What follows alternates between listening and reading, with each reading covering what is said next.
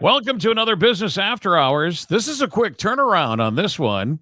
Yeah. Because it's already going to be Thursday, Groundhog's Day. And when we're doing this right now, it's actually tomorrow. Today is Wednesday. And we're going back to school. I know. Oh, yeah. Wow. Yeah, we are going to get a nice tour. In fact, there's tours going on. What did you say, Bridgette, all day tomorrow? Is that it? Or No, still an active construction site. So we've got to keep it relatively contained. So the tours will actually happen at 4:15, 4:45, and 5:15. Okay. This is Bridgette Exman, by the way. Did I pronounce that right? Or is it like Exman? I mean, you got it right the first time, but I'm not opposed to the way you did it the second time either. So. Bridgette, tell us about you, first of all, and what you represent. Sure. Yeah. I'm the assistant superintendent for the Mason City School District. This is my second year here in the district. So I've lived in this community for about a year and a half now. Have really enjoyed my time here, getting to know the people, getting to know the landscape. And I'm just excited to be a part of another big opportunity here, which is opening this pretty impressive athletic facility. Where did you come from before that? Before coming here? I spent the last 11 years in Waverly. I worked for the Waverly Shell Rock School District doing a very similar job. And then 11 years prior to that, I was in Cedar Falls working at the University of Northern Iowa. And I grew up in Waterloo. At this point, how much is finished? Well, I feel like I get a different answer every day on that. I mean, we are certainly approaching the end. This big project has been plagued by the same kinds of issues we're seeing all over the place. Supply chain issues, workforce shortages, but we are truly nearing the end here. I don't know that I have a percentage for you, but every time I step in there, it's a little bit more, and it is enough that we can let some people in and take a look around and see what's going on inside and not just see the drive-by. Mm-hmm. So what is all in there in the new center? So there are two major spaces. There is a field house, which will have an indoor track. In fact, it's enough to host an entire indoor track meet. There are also courts on the inside of that track. And then the part that everybody sees as they drive by, the second part with all the windows, is a pool. So we'll get to take a look at that. It's a pretty impressive place. In addition to that, there's all kinds of other spaces, a cool new atrium that leads us into the building and out to the football stadium, new concession stand areas, a brand new weight room that is already in use. So we'll get to see what it looks like when it's being used as well. What does this mean for Mason City on a standpoint of I can see us hosting a lot of fun stuff in the future here? Absolutely. We certainly hope that it's a facility that will get a lot of use and certainly will be a regional draw. What we've been told over and over again that it is without question the nicest high school athletic facility in the Midwest. So it certainly will draw all kinds of events like tournaments and meets that are probably multi-days and will bring people into the community, eating in our restaurants, staying in our hotels. And of course, it is a school facility. So what I love about it is that it provides state-of-the-art facilities for our students to become great athletes and great people who maintain a good lifestyle after they leave us as well. So is this for people that have been in the high school, is it some of the places like the gym and everything been remodeled, or is it all completely a new structure? So really, it's all new structure. The exception to that would be the weight room. So the old weight room is part of the new weight room, although it's really not recognizable anymore. And then what used to be the old entrance into the gym there is still there, but it's been really kind of enclosed and wrapped around with some really cool branding. And then the rest of it is brand new construction, brand new facility. So as we get into this business after hours here for tomorrow, or from 4 until 6, it's the same 2 hours that we've always done them for. What can we expect? First of all, I think this is going to be the most well-attended business after hours ever. And but it is for business after hours. So I mean, you taking chunks of 10 people at a time, or 20, or what? Yeah, well, we're going to wing it. I think we'll see who shows up. That's what you do. I think one notable difference, typically at a business after hours, there's some food and beverages and things like that. We won't have food and beverages. We can't spend taxpayer money on those things. But we certainly hope that the facility tour is a little bit of a treat as well. we'll be greeting people as they come in the main entrance. We can't come in that new construction entrance because we technically don't own it yet. We have to come in that main entrance, and then we'll direct people down the hall. And you'll be able to kind of linger around and look at a lot of things in the atrium, but then we will have those specific tours that go on, and we'll get all of the full look at the facility.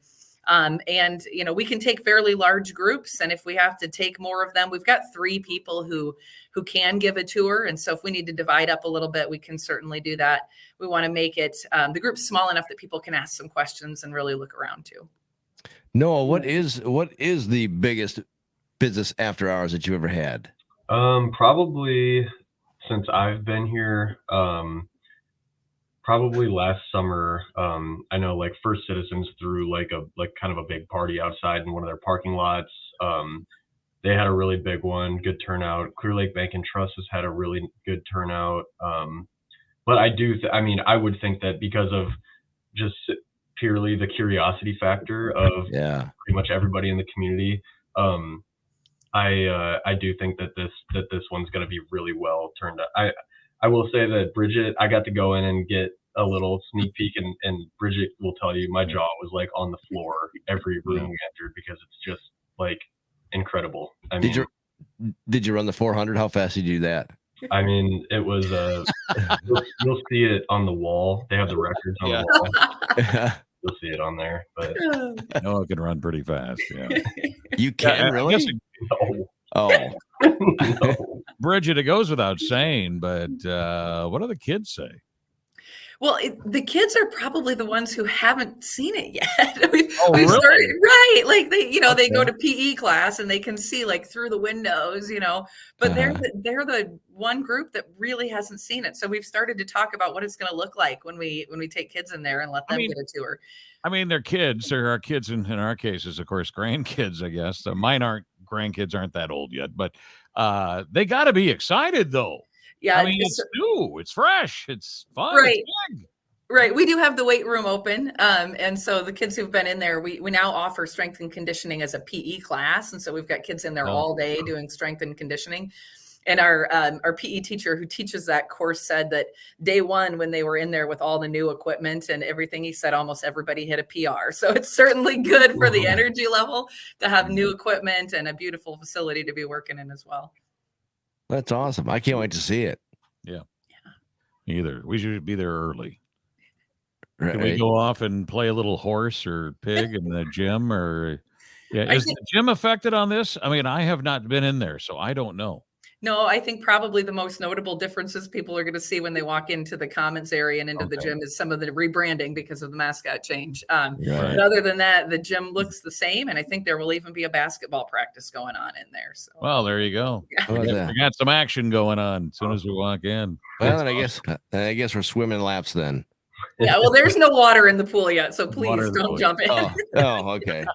Well, that's great that we can actually see most of it. We can see the future happening right there. And when is the due date, I guess, or when you were trying to?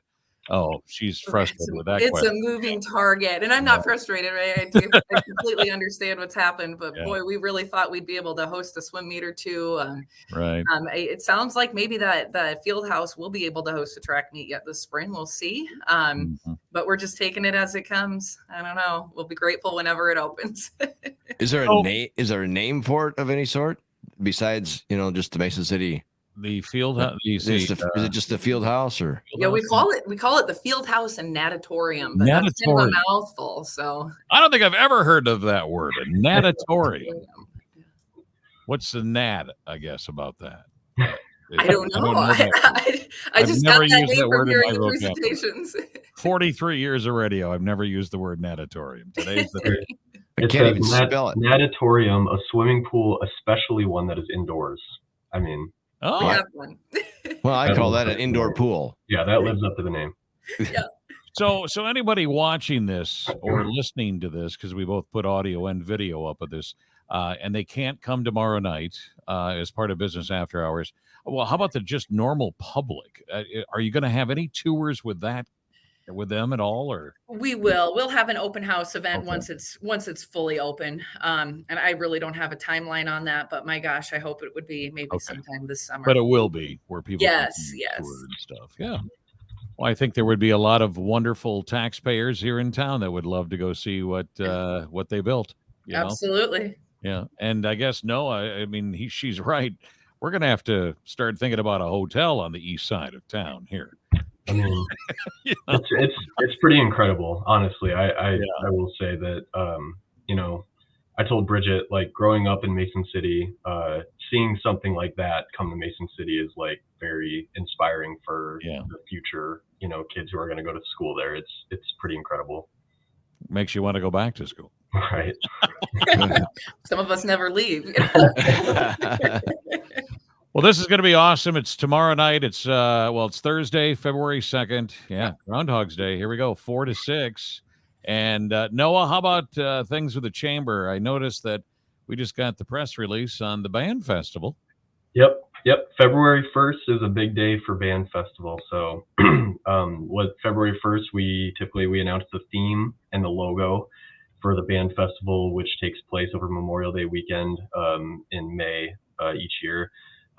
So we had our chairperson, Amy Fleming, announce the theme and logo this morning on the North Iowa Band Festival Facebook page. And with that, parade registration's also open today. So if you're listening and you're interested in having a float in the band festival parade, parade registrations will be live here in a couple minutes. So that's Bridgette, you're a very busy woman doing what you do. Can you give us some memories of band festival? Were you ever, I mean, being in Waverly, I don't know, did you ever come this way, or did you know anything about our band festival here? No, never before I actually moved here. So it's all new, but it's awesome. I can't say enough how much I love it here. It'll be your first. Yeah. That's awesome. Now, is there any entertainment, Noah? Is there any entertainment that you can announce yet or not? Not yet. Not yet. We'll announce entertainment probably in March, but it's going to be as Jay knows, it's going to be pretty cool this year. So Jay is on the band festival committee as well, and he's actually on the entertainment committee for the band festival, which is a much smaller group of people who look at booking entertainment each year. And this year we were definitely looking at trying to shake things up a little bit. So it's going to be I can't yet. I wish I could, but well, good. I'm glad I know that, because then I won't say nothing on the air.